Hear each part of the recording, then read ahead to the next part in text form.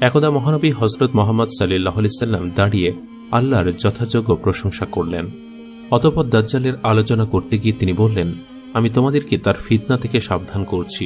সকল নবী তাদের উম্মতকে দাজ্জালের ভয় দেখিয়েছেন, কিন্তু আমি তোমাদের কাছে দাজ্জালের একটি পরিচয়ের কথা বলবো যা কোনো নবী তার উম্মতকে বলেননি। তা হলো দাজ্জাল অন্ধ হবে, আর আমাদের মহান আল্লাহ অন্ধ নন। নওয়াজ বিন সামান রাদিয়াল্লাহু তাআলা আনহু বলেন, একদা রাসূল সাল্লাল্লাহু আলাইহি সাল্লাম সকালবেলা আমাদের কাছে দাজ্জালের বর্ণনা করলেন। তিনি তার ফিতনাকে খুব বড় করে তুলে ধরলেন। বর্ণনা শুনে আমরা মনে করলাম যে নিকটস্থ খেজুরের বাগানের পাশেই হয়তো দাজ্জাল অবস্থান করছে। অতঃপর আমরা রাসূল সাল্লাল্লাহু আলাইহি সাল্লামের নিকট থেকে চলে গেলাম। কিছুক্ষণ পর আমরা আবার তার কাছে গেলাম। এবার তিনি আমাদের অবস্থা বুঝে জিজ্ঞেস করলেন, তোমাদের কি হলো?